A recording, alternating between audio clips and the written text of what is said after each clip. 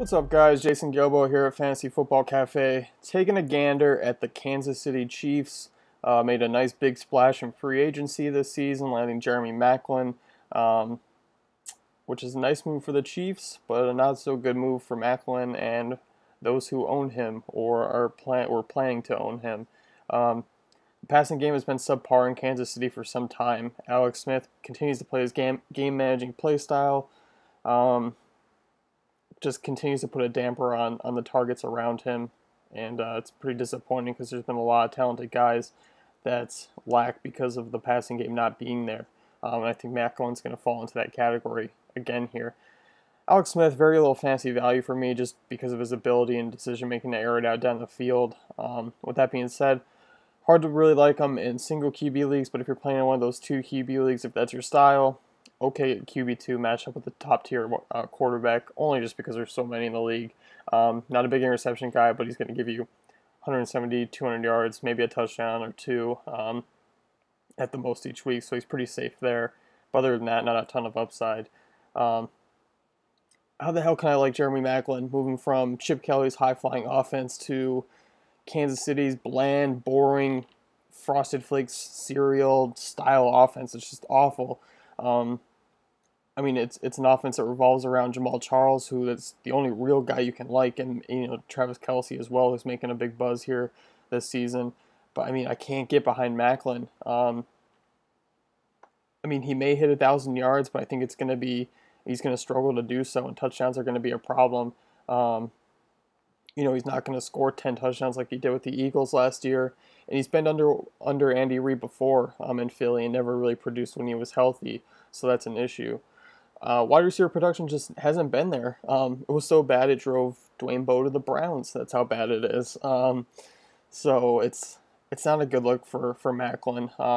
Coming off a breakout year with 1,300 yards, receiving 85 catches and 10 scores, you're getting no shot of those numbers. Plenty of guys behind him with better upside. Maclin stands to be the lone wideout for production, but still, like I said, Jamaal Charles, offense revolves around him. Travis Kelce, going to see a bump in offense there, so definitely competing some guys with an already really tight passing target, amount there. Travis Kelce continues to emerge as a top tight end, big talented tight end there, and 67 receptions, 867 yards, 5 scores last season, kind of sharing time with Anthony Fasano, now getting the lead role as a tight end.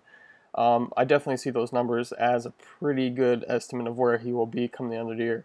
Hopefully with some upside and touchdowns in the red zone, which I would really like to see from him. But I mean, other than that, pretty safe floor. Young, coming off a great rookie year. So outside of those targets, nobody really to mention with Kansas City in the wideout game. Jamaal Charles just been uber efficient since coming into the league. Nothing has changed last year, rushing for 5.0 yards per carry again, 9 touchdowns on the ground, over 1,000 yards. Just was another top wide receiver. Only issue last season was that he had a big-time drop in targets. I'm going from 100 in 2013 to just 59 in 2014. However, he did find 5 receiving touchdowns, which was a nice plus as usual. But yards were down about 400 in the receiving game. I see him bouncing back to close to 89 targets. Andy Reid is always kind of fed. You look at Brian Westbrook, that was kind of his thing too. Got a lot of receptions out of the backfield. So I'm not really worried about that. This season should be on the way back. I would be very happy with Jamaal Charles as my number 1 running back. Efficient, stayed healthy despite a couple of injury report listings, outside of the 1 year there, and then he's been pretty solid ever since. So Travis Kelce, Jamaal Charles, you're probably your fantasy studs here. KC, Jeremy Maclin, he's just slipping big time in my opinion. I'd rather grab a wide receiver behind him in a better system with upside. And also keep an eye on their defense. Not a bad bunch whatsoever.